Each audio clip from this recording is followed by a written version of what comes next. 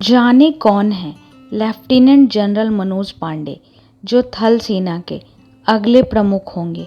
Lieutenant general Manoj Pandey देश के अगले थल सेना प्रमुख होंगे। बता दें, केंद्र सरकार ने नए सेनाध्यक्ष के तौर पर उनकी नियुक्ति के प्रस्ताव को हरी झंडी दे दी है। वे इसी महीने 30 अप्रैल को रिटायर हो रहे सेना प्रमुख जनरल एम नरवणे की जगह 1 मई को भारतीय सेना की कमान संभालेंगे। Lieutenant general Manoj Pande general M Naravane के बाद भारतीय सेना में सबसे वरिष्ठ अधिकारी हैं। वे 29वें सेनाध्यक्ष होंगे। इस साल फरवरी में लेफ्टिनेंट जनरल मनोज पांडे ने लेफ्टिनेंट जनरल सीपी मोहंती के स्थान पर भारतीय सेना के उप प्रमुख का पद संभाला था। Lieutenant general Manoj Pande corps of engineers से थल सेनाध्यक्ष बनने वाले पहले अधिकारी बन गए हैं। लेफ्टिनेंट जनरल मनोज पांडे ने भारतीय सेना में उप प्रमुख बनने से पहले पूर्वी सेना कमांडर के रूप में काम किया। उन्होंने पूर्वी कमान का कार्यभार संभालने से पहले अंडमान एवं निकोबार कमान की कमान संभाली थी।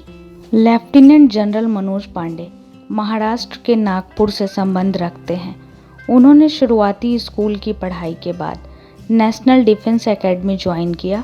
उन्होंने एनडीए के बाद इंडियन मिलिट्री एकेडमी ज्वाइन की। लेफ्टिनेंट जनरल मनोज पांडे सेना में अपनी सेवाओं के लिए परम विशिष्ट सेवा मेडल, अति विशिष्ट सेवा मेडल, विशिष्ट सेवा मेडल इत्यादि से सम्मानित किए जा चुके हैं। वे ब्रिटेन के कैंप बर्ले के स्टाफ कॉलेज का भी हिस्सा रहे तथा संयुक्त राष्ट्र के कई शांति मिशनों में अपनी सेवाएं दे चुके हैं। वे अपने करियर में कई महत्वपूर्ण पदों पर रहे हैं तथा आतंकवाद विरोधी ऑपरेशन में शामिल रहे हैं। वे संयुक्त राष्ट्र के कई मिशनों में भी योगदान दे चुके हैं। उन्होंने संसद पर हमले के बाद भारत पाकिस्तान सीमा पर ऑपरेशन पराक्रम में तैनाती के दौरान जम्मू कश्मीर में नियंत्रण रेखा पर 117 इंजीनियर रेजिमेंट का नेतृत्व भी किया था। लेफ्टिनेंट जनरल मनोज पांडे को दिसंबर 1982 में कोर ऑफ इंजीनियर्स में कमीशन दिया गया था। उन्होंने पश्चिमी थिएटर में एक इंजीनियर ब्रिगेड, लद्दाख सेक्टर में एक पर्वतीय डिवीज़न, LOC पर पैदल सेना ब्रिगेड और उत्तर पूर्व में एक कोर की कमान संभाली है।